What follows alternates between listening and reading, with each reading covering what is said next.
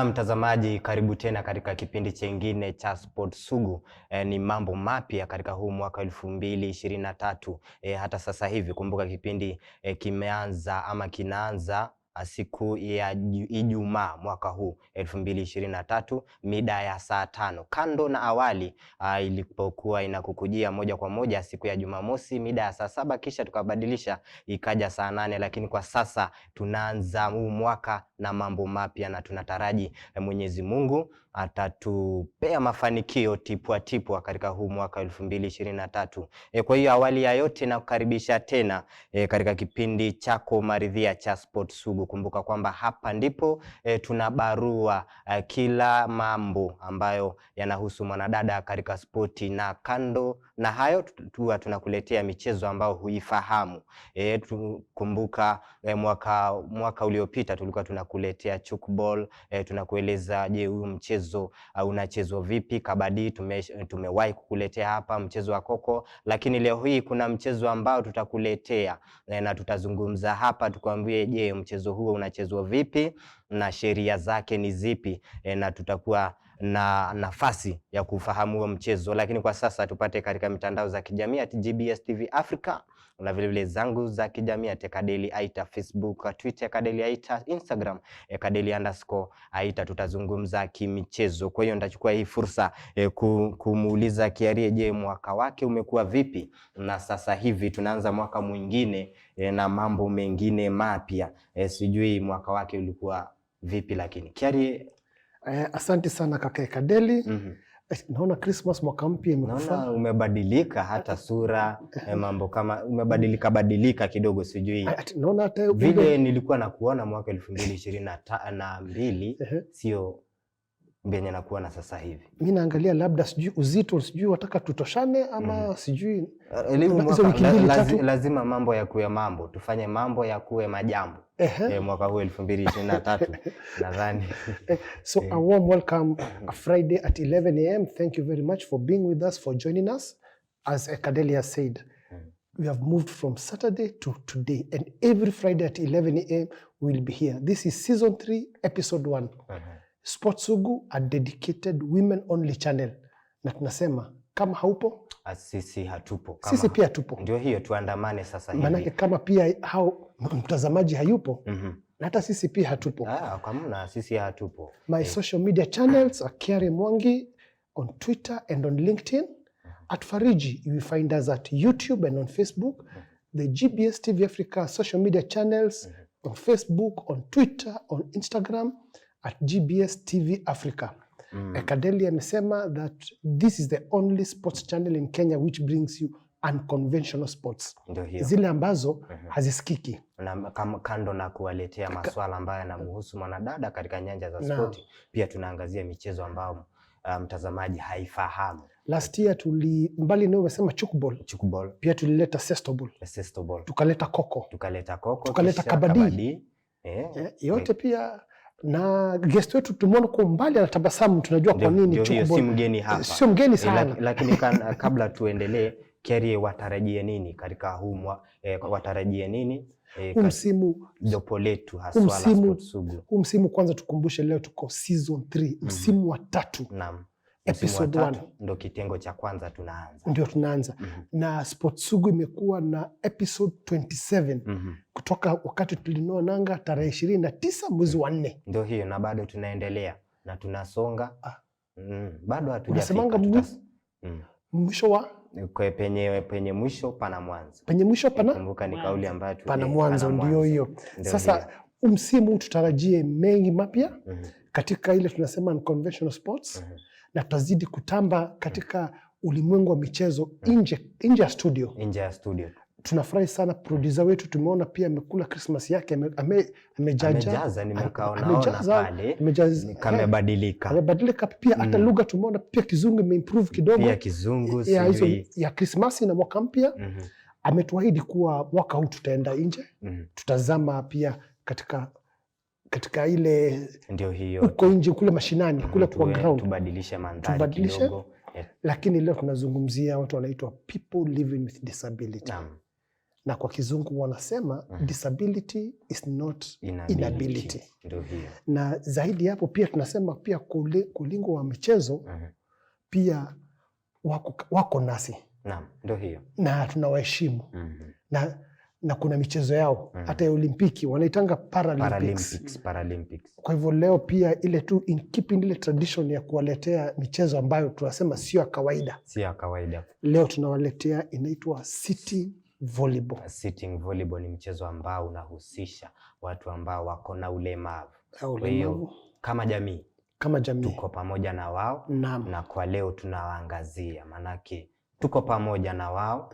Tunasaidia, tuko pamoja, tunaenjoy, tunatarabadi. Kwa hiyo leo tutapata fursa ya kufahamu mchezo wa sitting volleyball. Sitting volleyball. Lakini tena kama kawaida, kama desturi, tumetembea na mama nini. Angalia tabasamu tayari. Ndio hiyo. Kila mtu anatabasamu mwaka huu. Ndio hiyo sasa naikuwa ni show ya kwanza huu mwaka tena. Na hiyo ndio tabasamu. Huu mwaka mwema. Tunamtazama leo anaitwa Agnes Masalange. Sio mgeni hapa. Sio mgeni, amekuwa hapa. Na sio mgeni pia kwa ulingo wa mchezo. Ni legend. Legend. Amecheza. Mpaka sasa hivi anacheza na bado. Mpaka sasa bado anacheza. Na bado anacheza. Na hata kutoka hapa bado aenda kucheza sport. Ndio aenda kufanya mazoezi. Squash. Kwa hivyo bila kupoteza wakati mtazamaji wetu, leo tunazungumzia sitting volleyball.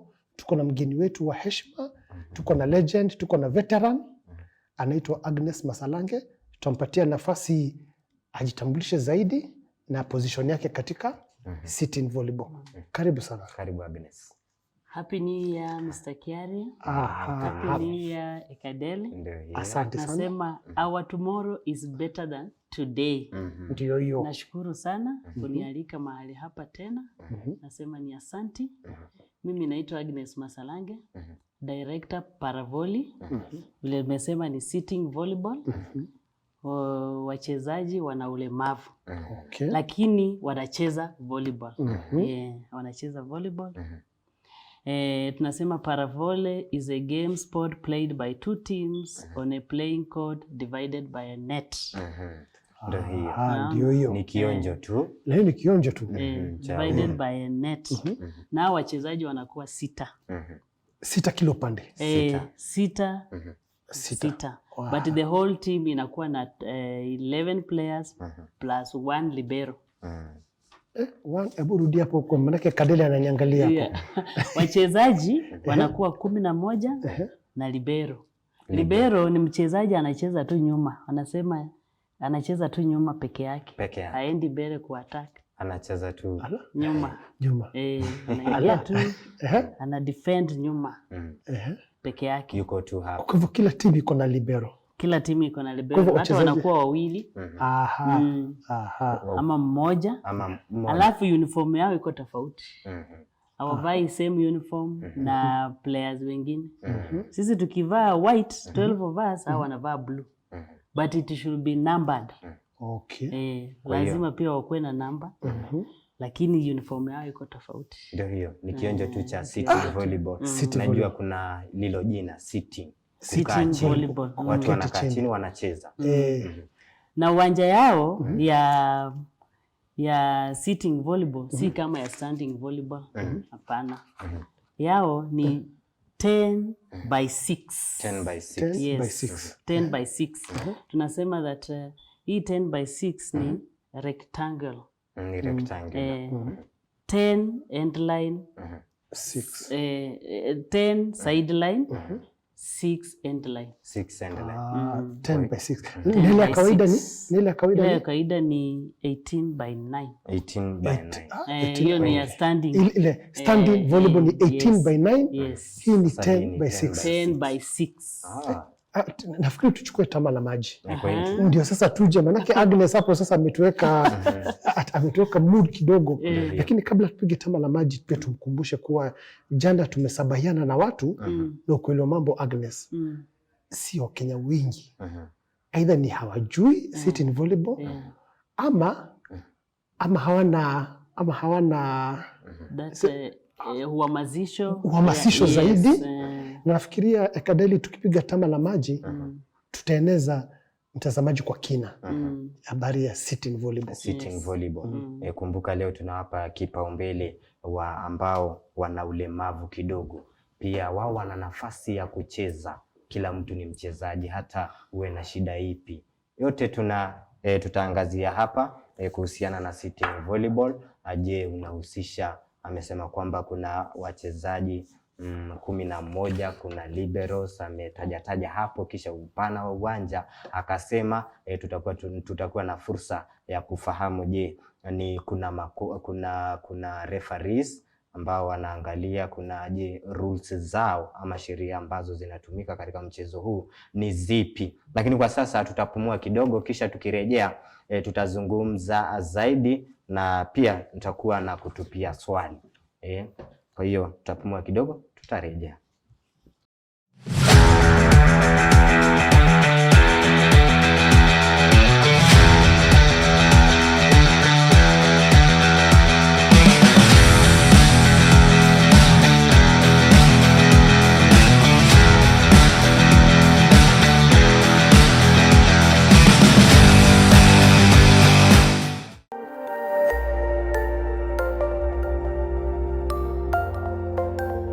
Everywhere, GBS.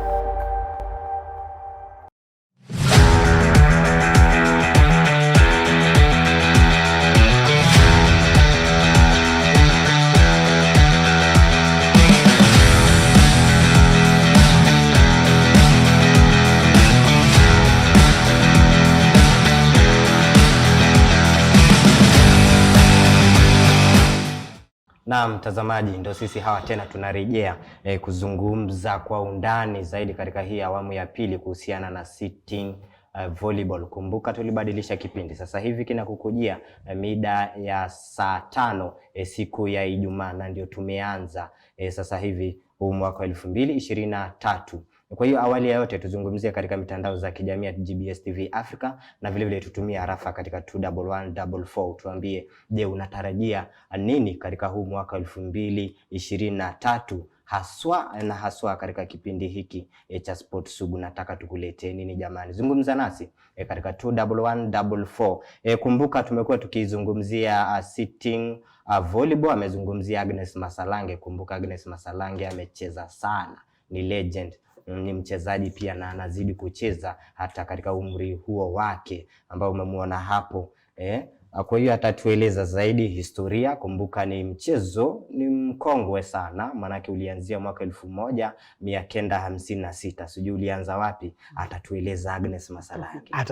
Na asante sana pia Agnes Masalange, manake yeye pia anajulikana sana kuwa I think the first woman referee. Yes.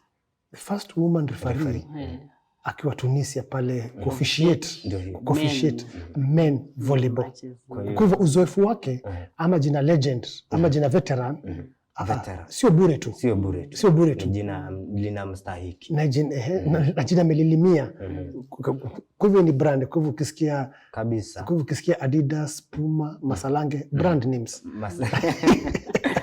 Masalange ni brand. Jina linazungumza lenyewe. Nilikwambia siku nyingine unaweza enda pale kwa benki utumie jina lake upate kamkopo kadogo tu. Kamkopo tu kadogo. Sasa sitting volleyball, Agnes Masalange, ilianza wapi? Where did it start? Ilianza wapi? Sitting volleyball ni game ilianza, let me say it was initiated or created by William Morgan, just like this standing volleyball. Okay. Sasa walipoona standing volleyball watu wanacheza na wakaona ya kwamba even the people living with disability can play. Okay. It has the same rules. It has the same regulation, referees and coaches.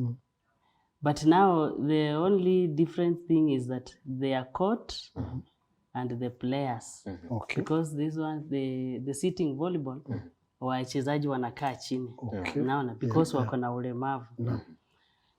Na koti yao ni ndogo. Vile nilisema koti yao ni 10 by 6. Na ile nyingine ni 18 by 9. Yes. Okay. Alafu tena kulingana na net Neti yao si kama ya standing volleyball. Neti ya men ni 1.15 meters. 1.15 That is for men. urefu. Urefu. And women? Women ni 1.05. Ile ya kawaida? Ya kawaida ya wanaume 2.23, 2.24 for men. Then 2.42. 2.42 For women. For 2.24 for women. 2.42. 2.24. 2.24 for women. 2.42 And for men? For men. 2.42. Okay. For men. Okay, nakupata. Naona. No, Sasa alafu field ya standing volleyball iko tofauti. Because these one are able body. Tunasema able body. They move. But the people living with disability, they also move, but not all that vigorously, like the standing volleyball. Okay. Nzuri sana. Kwa hiyo ni mchezo kuna mali nimeona kwamba huu mchezo ulianza mwaka 1956 kule Uholanzi, Netherlands. Na haswa ulianzishwa kwa sababu ya kuwakarabati wanajeshi. Kumbuka enzi hizo vita vya pili vya dunia, kumbuka kuna wanajeshi ambao walikuwa wameumia. Kwa hiyo ulitumika kuwakarabati kisaikolojia, kuwakubali. Sasa ukawa ndivyo hivyo ukaanzishwa, kutoka hapo mpaka sasa hivi umefikia hapa. Agnes Masalanga. Alafu waliona they are also creative. Kabisa. These people when they were, vile umesema walikuwa wanaenda hiyo wanaona wanakaa tu bure. Now they started like that sitting volleyball. Ndio pia wao wajilete katika ulingo wa mchezo. Alafu pia wao wajikubali. Psychological tortured, wajikubali na wajirudisha na wajue ya kwamba pia wao wanaweza cheza. Kabisa. Okay. Na hapa Kenya, Agnes Masalange, unachezwa wapi? Hapa Kenya inachezwa katika counties. Okay. Counties have now initiated this sitting volleyball. Okay. Kila county iko nayo. Even the schools zenye ziko na watoto wale wanaishi na ulemavu, pia wao wanacheza hiyo volleyball. But mostly we are counties ndio ziko na wachezaji, ndio zina sponsor wachezaji. Like Nairobi County iko na team. There are 2 teams in Nairobi County, Kasarani na Nyayo. Kasarani na Nyayo. Kasarani team na Nyayo team. Naona. Kuna Nakuru County iko na team. Narok, Mombasa, Uasin Gishu, Meru. Even recently the last tournament, the last league tournament ilikuwa Meru. Okay. Isiolo pia imefika huko. Yes, pia imefika. Nyeri. Okay. This county Kitale. Kitale ni Trans Nzoia. Yes, Trans Nzoia. Trans Nzoia County. Nzuri sana. Najua ni mara ya kwanza pia nilisikia. Machakos, especially sasa Machakos iko na mheshimiwa huko anaitwa Mr. Katumo. Na yeye ndio tena SG. Sasa yeye amejaribu kuleta hiyo ulingo ya nini kabisa. Makueni. This county is sitting volleyball iko imefikia katika counties, kiwango cha counties. So Narok. So labda basi niseme, labda Kadeli hapo hivyo, labda tukubaliana, labda niseme media labda ijaangazia kwa kina sitting volleyball. Unajua pia kama iko karibu kwa kaunti 10 na watu wengi wa Kenya wengi hata wale tulizungumza nao juzi, tukiuliza tu kwa barabara kama unajua sitting volleyball. Si ati kaunti 10 ile Kakamega, there are many counties. Na zote ziko na hiyo na nini. Kwa hiyo hapo na infrastructure, maana hapo mliko umetaja court zao ni different structure, no different. Katika hizo county umetaja kuna nyanja maalum. Now that is now the challenge. Hiyo ndio challenge sasa katika hii Kenya yetu kuhusu hiyo sitting volleyball. Hawana uwanja kabisa. Hamna. There's no facility that suits them exactly the way it's supposed to be. Ile standard, the standard, meeting the standard according to sitting volleyball. Okay. Hawana. Ila tu ni wanasema kujimudu ile kivyao ndio pia wacheze hiyo sitting volleyball. We just tuseme improvisation of the facilities so that it can just suit them to play. Otherwise in Kenya kuna facility yenye ina suit sitting volleyball. Ni jambo ambalo linafaa kuangaziwa sana kwa sababu ni mchezo ambao unahusu watu ambao ni walemavu na ni watu ambao tunataka kuwapa mstari wa mbele katika jamii yetu. So kwanza kuna media. Kuna media pia haijakuwa labda ikiangazia vilivyo huyo sitting volleyball kama sporti. Number 2 kuna hiyo infrastructure, hiyo Agnes amesema kwanza haiko tu standard, international standards na pia hakuna facilities, sio zile ambazo zingekuwa hao wachezaji pia wakienda kucheza nchi za nje zina meet standards ama kiwango fulani. Nafikiri hizo ndio vitu mbili tumepata kutoka Agnes mpaka hapo.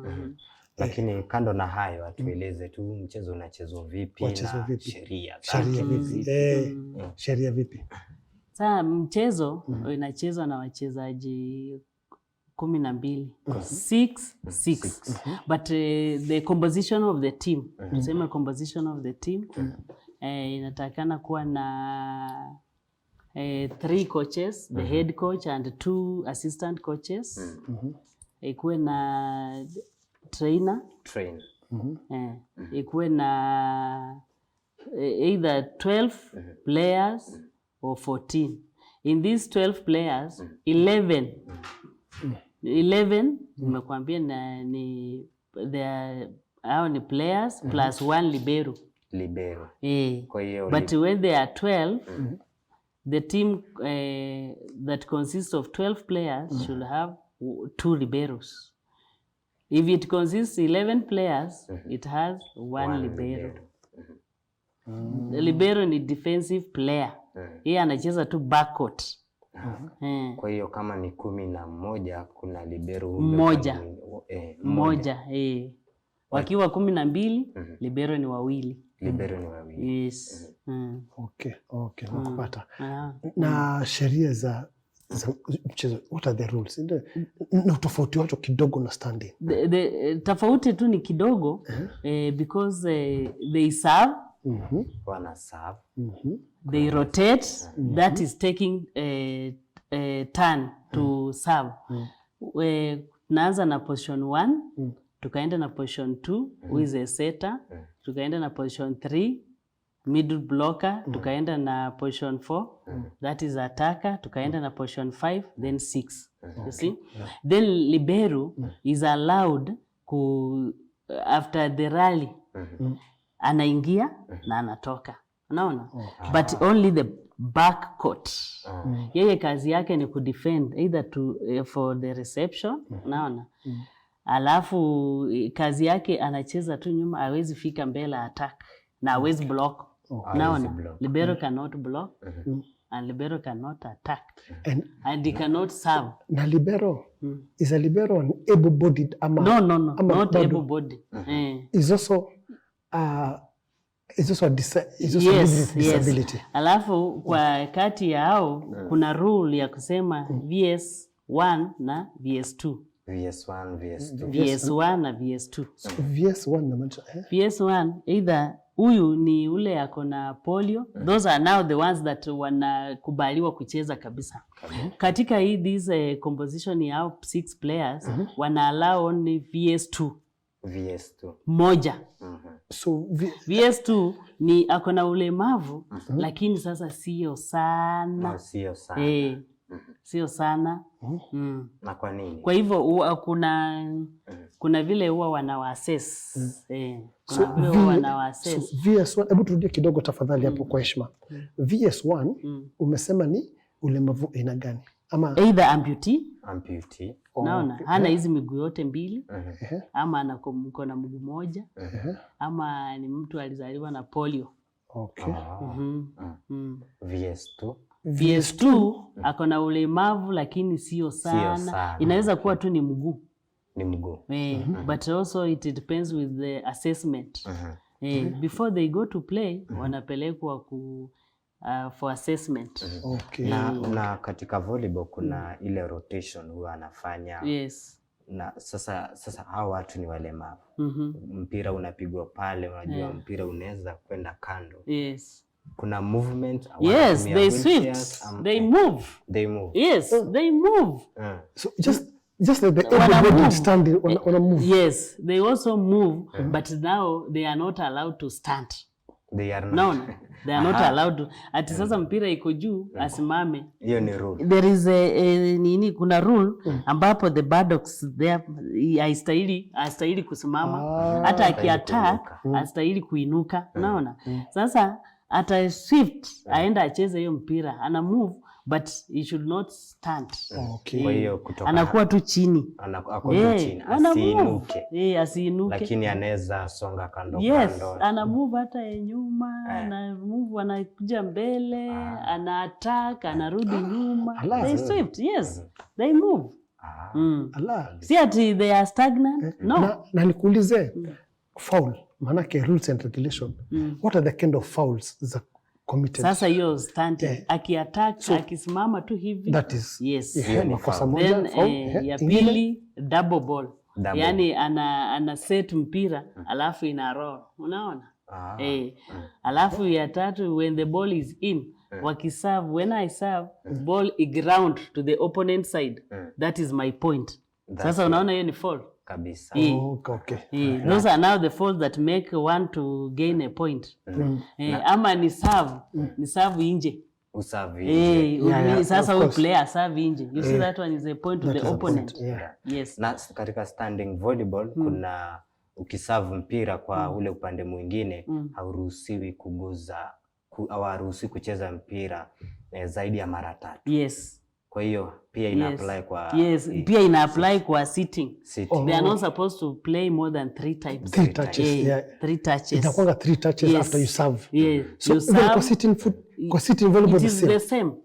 There's no Same difference. Hakuna tofauti ya rules. Ya standing na sitting. The only difference hii kusimama, unaona? That is the only difference, kusimama. Alafu positional fall ni mimi ninastahili kwenda kuserve na mwingine akuje aserve, unaona? It is just the same like standing volleyball. Hata kule 25 sets ama 25, not 25 sets, points. Points 25. 5 sets. We play 5 sets. 3 not 5 each. That is the 5 set. Each set. 25 scores. Yes. At that 5 set tunasema meaning the first team to win tuna rotate to another side, second team to win. Naona. Sasa hiyo itakuwa 1-1. Then we go for the third set. The other team to win, that one will be 2-1. Bado ijaisha. Ikiwa if the team wins, it should be 3-0 or 3-2. Yeah. Sasa tena nikienda timu nyingine iende kucheza ipate hiyo set mbili, that will be 2-2. Now we are going for the determining set. And the determining set has the 15 scores. 15 scores. Whoever will be the first kupata 16. 15. Na hata nikipata hiyo nikiwa na 14, there should be difference of 2 scores. Naona? Okay. Nikiwa na 14, 15 bado naona. Ukiwa na 14 bado the difference of 2 scores because nikiwa 15, unaona bado hujashinda. Na nikuulize Agnes, the gender. Manake between men and women. In sitting volleyball. Yes. One, hapa Kenya. Who plays ni wagani wengi in terms of are there more men or more women playing? More men. More men because ukiangalia maybe tuseme like people living with the disability, those who are playing sitting volleyball, most of them are not employed. Ni wale watu tuseme hustlers. Unaona? Most of them. And you know, many of them are mothers. Sasa anaona mimi nikiwacha hii kazi yangu niende kucheza sitting volleyball. Unaona? Sasa inawafanya women are not more, but they are trying. Let me say that they are trying because they are there. If you can get a team like Nairobi, it has 2 teams, Kasarani na Nyayo, and that one they are complete players. Wako. Naona, so naona wanajaribu. Wako 6 and a complete team. Yes. Of men, 12 men, even more. 12 women, even more. There are more. But sasa shida ni that finance. Because most of them are not employed. Ni watu wa kujitafutia. Unaona? Sasa unaona akiwacha kuenda kucheza inakuwa he has that very big interest. But men wako wengi. But even them they have that challenge. Unaona? Mtu anaona sasa mimi najitafutia, labda nauza tu Sweet Town. How will I leave this job niende for practice? Unaona? Alafu most of them ni pia yani ni watu unaona ni yani kujitafutia na hawana pali stable.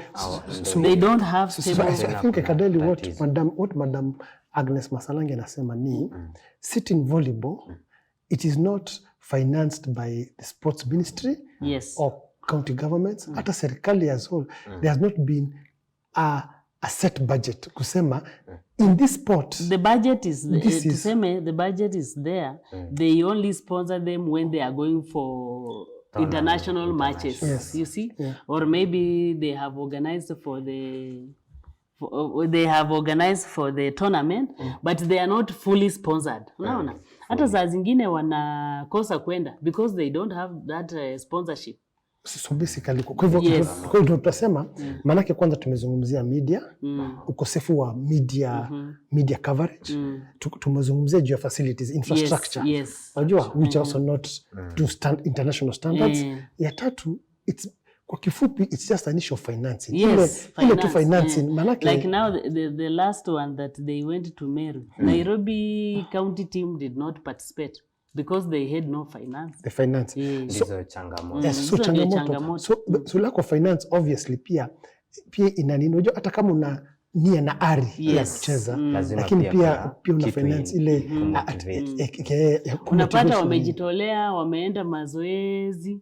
At the last minute they are being disappointed that there is no finance for you to participate. Unaona? Sasa unaona inawaua roho. And those who are coming, the young ones that wanakuja wanaona sasa kama hatujaenda na hakuna zoezi. Sasa Kadeli, tukipiga tama la maji tukirudi, tutazungumzia federation.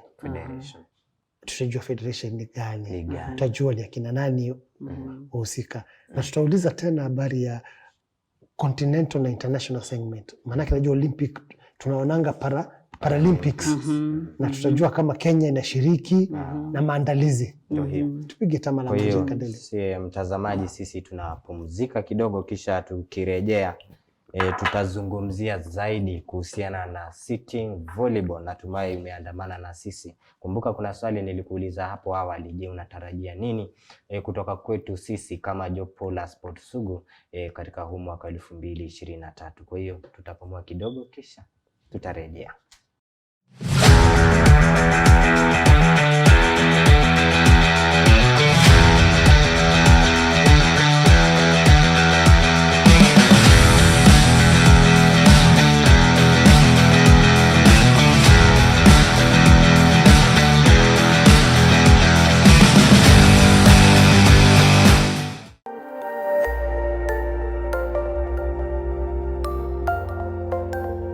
Everywhere, GBS.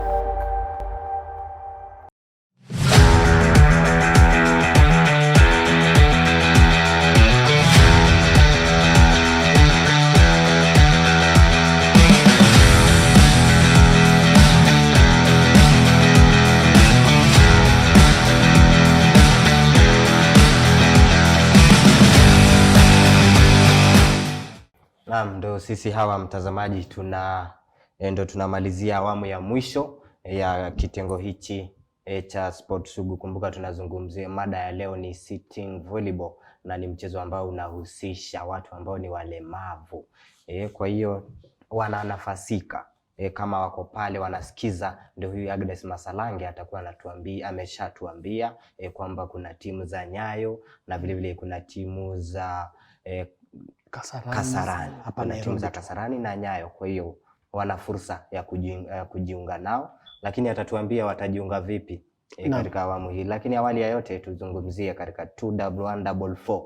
Tuambie unatarajia nini katika jopo letu hili la Sport Sugu katika huu mwaka 2023. Kwa sasa Agnes Masalange, tunaendelea, kuna watu ambao wanataka kujua ama mtazamaji anataka kujua, je, wewe kama Agnes Masalange tunaona kwamba umeketi umesimama, ulijihusisha vipi na huu mchezo wa sitting volleyball ambao unahusu watu ambao ni walemavu, wana changamoto ya ulemavu?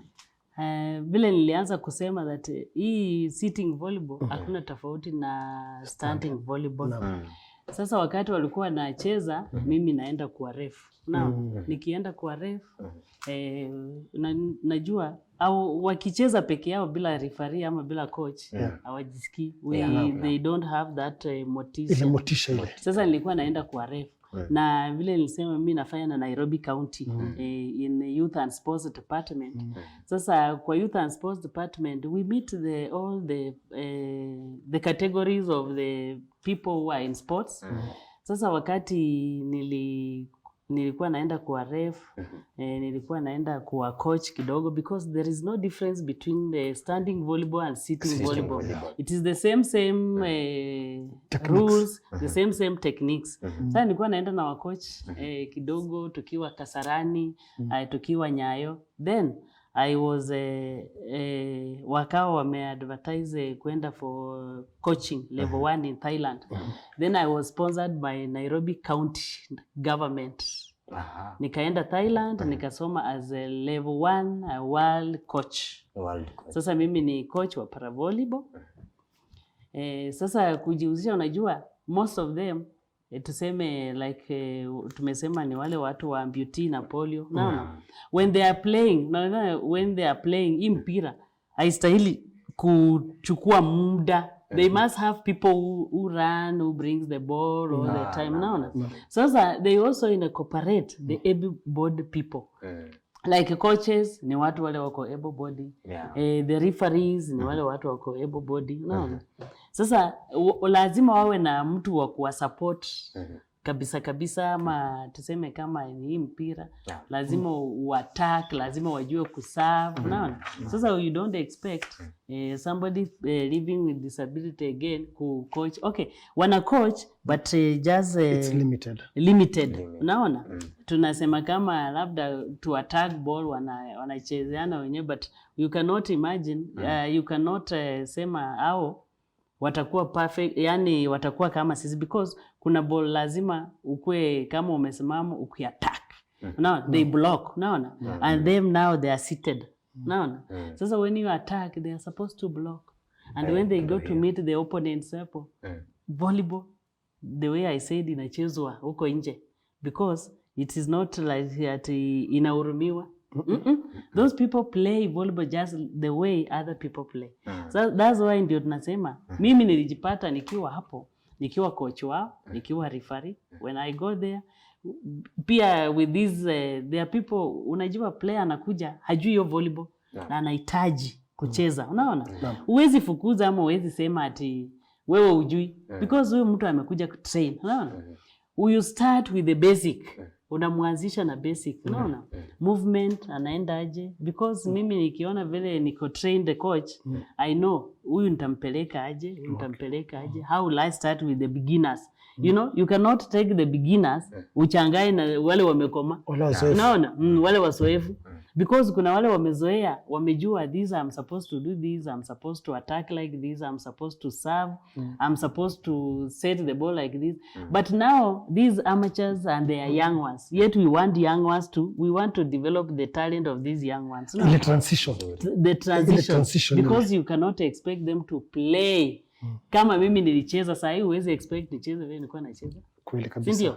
Kweli Sasa kabisa. tunaanza na hao amateur, tunaonyesha what is tossing, what are we supposed to do. Anaenda kama ni kwa ukuta, tunaanza kwa ukuta, ana attack mpira polepole. Unaangalia mkono yake, hii mkono nitaichange aje ndio ikuje exactly, unaona? Sasa hivyo tu ndio pia mimi nikaingia kwa sitting volleyball. Nikatoshea. Nikatoshea.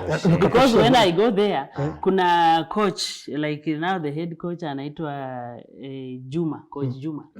Yeye akideal na amateur na akideal na wale wasoevu, mimi namwambia nipe the amateur. So that I start with them, they know what is attacking, they know what is tossing, they know what is service, no? The next day when we go there, even though they mix, but not all that way. From there, tunapata hii team, unaona? Hii team, hata wananiambia, coach, umefanya mzuri mpaka mimi sasa najua ku-attack. Unaona? Now you should be patient with them. You know, when you are coach, when you are coach, don't expect ati huyu player amekuja, hata not only people living with disability, even able-bodied. Ukiona mtu ameonyesha interest na anaweza kidogo, sasa we make sure umemleta, si ndio? Umemweka kwa sasa ile line ya akue sawa kabisa. Yes. Na nikuulize Agnes, hapo umetaja juu ya coach Juma na nani. Hebu tuambie tu kidogo habari ya federation, shirikisho. Yeah, first, what is the name of the federation? Kenya Para-Volleyball. Kenya Para-Volleyball. Kenya Para-Volleyball, that is the federation. Yes. Na structure federation iko namna gani? Structure federation, tuko na president, tuko na first vice, tuko na second vice, tuko na SG, secretary general, alafu tuko na treasurer, tuko na assistant treasurer, tuko na member, those are 2 members, tuko na technical director, tuko na mimi sasa ni director, tuko na technical technical, sasa wale wana deal na organization, labda tuseme tumeenda for the tournament, those who are supposed to kupanga hiyo tournament, the logistics, yes, the logistics and everything. We have the referees, we have the coaches. So it's basically it's a fully structured Structured, yes. Na nikuulize, because that is the one question najua, naona SMS zimeanza kuingia. The wagani katika federation, how many people are living with disability? That? No, in the federation structure. All of them. Are there people living with disability? Yes. Are there able-bodied people who are part of the federation at federation level? At the federation level ni hao tu. At federation level, yes, they are able-bodied. No, people living with disability. Sasa sisi tunaingia tu ndani kama technicals. Kwa hiyo na president. So the president ni Polycarp Mboya. Pia yako na ulemavu. Is a person living. Yes. So basically, the federation is made up of people living with disability. Exactly. Of course, apart from the TD, the technical team, the directors, the coaching. Yes. Otherwise, wao tu ni people with disability. Okay. Ayu ni mzuri sana. I think hapo ndio tena labda tutakuuliza about the league ama tournament. Malaki kama kuna federation na kama kuna labda kuna sijui kama hizo matimu umetutajia za county zinachezanga at a league format ama tournament format. How do they play? Okay, tournament format tuseme maybe au wenyewe in a county.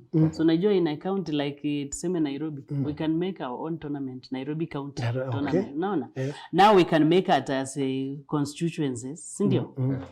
Tuseme Kasarani, nini Makadara, nini Langata, naona? There nini Embakasi, naona? We can make our own tournament. At county level. Yes, so at county level. So is there a league? Kuna league?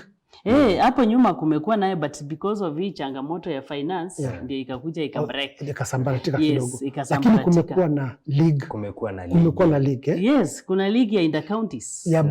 Ya both men and women. Yes. Humu nchini na sasa because nakuuliza hivyo sababu ya selection. Manake najua Kadel alikuwa ameniambia ati team ya Kenya ya sitting volleyball ishawahi shiriki outside Kenya sana. Sina habari. Yes, kabisa. Even we were in Rwanda which 20 is it 2018 tulikuwa tunaenda qualifying ya Olympics. Naam. Rwanda. Yes. So selection is done. We go in a world international, national league competitions. Ziko. Yes. Even like is it this year they are supposed to go for all African games. All African games. Wapi? Itakuwa wapi? Yes. All African games. Yes. All African games ya nini? So unajua ndio nipate tu vizuri ndio hata pia ule viewer aelewe. The Kenya team ya sitting volleyball kwanza inajitaja, unajua tuna Harambee Starlet, kuna Harambee Stars, kuna Malkia Starlets. Is there a name given to? Hii inaitwa tu paravolleyball. Inaitwa tu paravolleyball. Kenya paravolleyball. Unajua Kadeli ananiangalia kijicho, anafikiria kuna Malkia Starlets, kuna Harambee Starlets. Sasa kuna paravolleyball Starlets. Ulikuwa umeniuliza selection. Unajua? Yes, selection ya national team when they go for intercounties. Kama kuna championship ahead of us, or a championship ahead, we organize for tournament. Na inakuja intercounties. Out of that intercounties, they know that there will be selection. Okay. Sasa wanafanya mazoezi katika kaunti zao. Sasa wanakuja kama Kakamega County, kama Nakuru County. Then from there you pick the best players. They are there. After hiyo kupick wanakuja camp. Maybe the president ama the SG wanakaa na siku wanasema 2 weeks ama 3 weeks watu watakuwa camp. Camp. Wanakuja those players that were selected. Then they train. From there after training wana pick the best either 14 or 12. Wanaenda sasa for competition. Apart from Rwanda umesema ni wapi pengine wameenda Egypt. There was a competition in Egypt. Wameenda all African games. These international competitions they go for them. Nzuri. Na zinaendelea huko Afrika. Bado zinaendelea. Yes. Even juzi kumekuwa na World in Cup in Bosnia but we did not participate. Labda tena sasa tunaleta kwa inajulikana sana katika huu mchezo wa pia Israel wamecheza sana, ni mabingwa wa huu mchezo wa volleyball. Thailand. This one is a world game, not that it is only. Sasa basi labda nikurudisha pale, manake labda inaonekana changamoto ile tulisema awali ya media coverage, ya facilities, na finance. Labda sasa tukiongezea hapo nasema pa equipment. Kama changamoto. Now the equipment is also the challenge. Challenge. Like now you should have the uniforms. Like tunasema the composition of the equipment ya player. You must have the jersey, well numbered. Naona. Because there is all be form that when you fill that form, mimi nikiwa number 1, I should not change the number to another nikiwa number 1 the whole year. I should be number 1 when the jersey yako iko number 1 au ustahili kwenda kwa kwa tournament nyingine tena ukuwa umechange number. So they should have the suitable jersey for them. They should have shorts numbered. They should have shoes. But most of saa zingine wanacheza tu na socks because of that injury, causing injury, unaona? Because they also swift wanacheza. Sasa unaona kiatu maybe mtu ameendea ball agonge mwingine. Na shule, manake shule kuna kuanga na Kenya Secondary School Games, KSSA. Je, katika para volleyball, is it part of the Kenya Secondary School Games? No. Kenya? No. But we are now trying kufika mashinani. Tuone the schools that have pupils who are living with disability. Nataka tuone kama wanaweza cheza. Unaona? Now with this this CPC, unaona? It is a must that they will also play. Tutaenda mashinani huko mpaka sasa. Hiyo ni moja wapo ya mikakati ambayo because nimeuliza hivyo sababu there are people living with disability kutoka utotoni. Hapo umesema polio and others. Na perhaps they feel the stigma of not being playing like able-bodied. And not just volleyball, because you've also seen in football na zinginezo. So una find hata kikuwa mkubwa already ile roho ya kucheza ilimtoka. Manake hakuna mtu alimshika mkono kabisa. Yes. Wakati wa ile formative. But now the goodness is now the government recognize sports kabisa. You see? Sai sports ni ya watu wote. Okay. Now the government is also emphasizing for the sports to all people. Naona? And all ages. Na affiliation, Agnes, is Kenya, umesema inaitwa Kenya Para Volleyball. Association Niko na Kenya, is it affiliated? KNPC, Kenya National Kenya National Paralympic. Paralympic. KNPC. KNPC. Is it affiliated globally? Yes. Now this one is now the board. This one is the Kenya National Paralympic Committee. Sasa hii ndio inaffiliate to KNPC, ndio inaffiliate to now international bodies. To international bodies. Yes. Okay. Nzuri sana. Hiyo ndio ina sasa ina bring that they can be approved to play in these international games, World Cup, these other competitions. Na hivi nimeona labda ndio leta producer kama tunaendelea pia aanze kuangalia hii. Maanake nasikia na ninaongozea hivi nasikia anauliza hii sitting volleyball itafika kwa Murang'a siku gani? Murang'a I think konayo. And this now every after any conference they go for conference to implement the new rules. You see now that this one is official sitting volleyball rules 2022 to 2024. Now these are the rules we are using the current rules. Up to 2024. Okay. Na labda Agnes, umesema kwamba kuna mashindano ya All African Games ambayo tunatarajia kuona wachezaji wa sitting volleyball wakishiriki. Kando na hilo, kuna labda mikakati ambayo nyinyi kama shirikisho mmeweka za ligi, za tournaments, mmepanga, kuna mipango yoyote? Now sasa mwaka ikianza hivi is when we come together. Ndio sasa tunapanga the timetable for the events. Naona tutajua now like which county itajitolea kuhost. Yes. County ikijitolea like the last time tulianza na Kitale. The other one it was in Nakuru. The other one was in Nairobi here Chata. Hapa Chata Hall Nairobi. Alafu the last one now it was in Meru. Alafu the other one is in Mombasa. Sasa vile mwaka imeanza hivi tutaka timetable itoke, the officials the NEC wakuje wakae, then tunaweka timetable. Now we see which county that will have to sponsor this tournament. Sasa hiyo timetable ikitoka, and then players start preparation. Maybe if there is international tournament, tunasema maybe the last or the first tournament that we shall be going for the selection of the players that will have to go and compete in that championship. Manake tunataka kujiunga nao pia kule, wakiwa na ligi tunaenda, tunashiriki pamoja, tujue jinsi mambo yatakavyokuwa. Naam.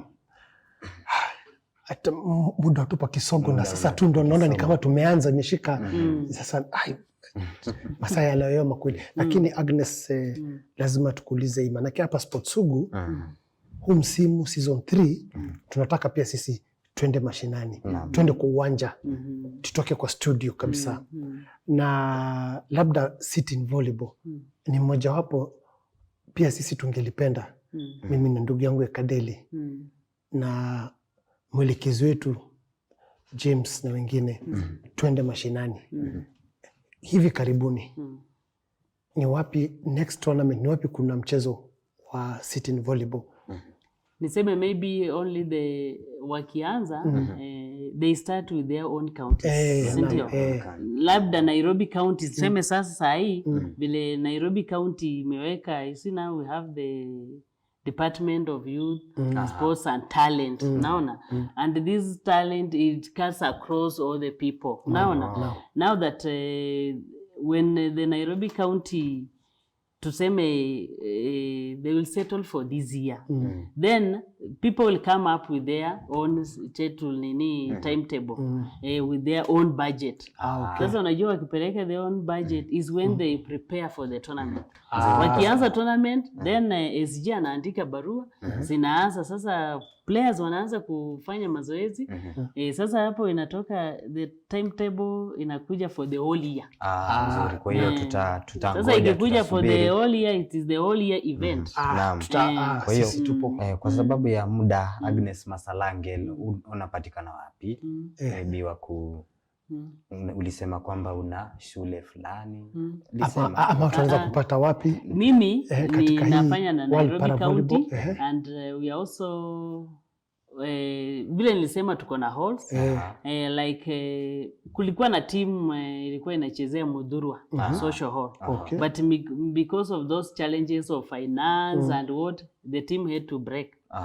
But now I think because now we have the social halls and all the social halls are renovated, we want to urge the para-volleyball players, maybe unajua because of transport and nini, ndio hiyo tunaweza sema maybe those who are staying near Jericho, those who are staying near Pumwani, those who are staying Mudhurwa, they come in that social halls, they train because that social hall is for them.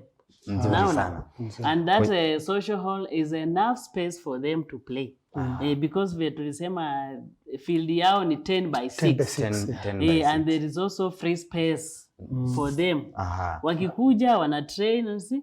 When they train, even from there they can be equipped by the governor, because governor ni mtu amependa mchezo and is also emphasizing on skills development. You see? When these skills development, where will they be recognized? Because they cannot play outside then be recognized. But when they come inside the Nairobi County social halls, they will be recognized. Even they can as well go and play Your Excellency Sakaja's Cup. Awawekee kikombe na wa compete kabisa. Then from there you can facilitate them. So Ekadeli, eka kwa diary yako hii mwaka tutafutane na Agnes Masalange tena tuende tujue ratiba ya fixtures in the course of the year. Tuhudhurie game moja tu. Alafu tuseme pia Machakos huwa inakuwa nayo the tournament, especially SG anatoka Machakos, anaitwa Justus Katumo. Nzuri. Na izoso huyo pia ni mtu anaweza panga tournament, hata tuende huko na nyinyi pia muhudhurie hiyo tournament. Hamna shida, tutarithi. Mimi pande yangu Bwana Kadeli sina la ziada. Nimejifunza sitting volleyball siku ya leo na hakikisho Ekadeli tutatafutana tena na Agnes Masalange. To the viewers, shukran sana kuwa na sisi, kutembea na sisi siku ya leo. Friday saa 5, kila Friday saa 5 utakuwa na sisi Sports Sugu, na tunasema dedicated show only for women. Asante sana. Naam, mtazamaji, kwa hiyo asante sana Agnes Masalange kwa ujio wako. Tutatagusana tena hapo mbele, tutapatana pale nje. Kwa hiyo mtazamaji, mimi sina lingine la ziada ila kila wakati kuna kauli nilikuwa nawaambia, kauli za mjomba. Kuna siku moja nimeenda kwa mjomba nikampata akisoma kijitabu riwaya. Akaniambia, nikamsalimu, vipi mjomba, masalheri? Akaniambia, akainuka na kuniambia, mdogo wangu, katika maisha kuna maneno mane ambayo nimejifunza kwa hichi kitabu kuhusiana na maisha. Akaniambia kwamba neno la kwanza kuna mafanikio, na katika mafanikio kuna neno jina fani. Fani ni kile kipawa ambacho uko nacho, ama ule ujuzi ambao uko nao utakusaidia sana katika maisha. Je, ni ujuzi upi ambao uko nao ambao utakusaidia katika maisha? Neno lingine akaongeza ni harakati, na katika harakati lazima uwe na haraka. Kuna jina haraka, na lazima ukuwe na haraka katika tafuta zako ili kujihakikishia nafasi katika haya maisha. Na neno lingine aliloniambia ni neno dunia. Katika neno dunia kuna nia, na katika maisha lazima ukuwe na nia. Nia gani haswa? Nia ni ya kuishi, na sio kuishi tu bali ni kuishi maisha mazuri. Na neno la mwisho ambalo alinijuza ni neno ujasiriamali. Na katika neno ujasiriamali kuna ujasiri na mali. Kaniambia mdogo wangu, lazima ukuwe na ujasiri katika tafuta zako za maisha ili upate mali. Ni ukweli wenye ukweli wa kweli ndani yake. Sisi tunatoka, tutapatana tena wikendi ijayo panapo majaliwa.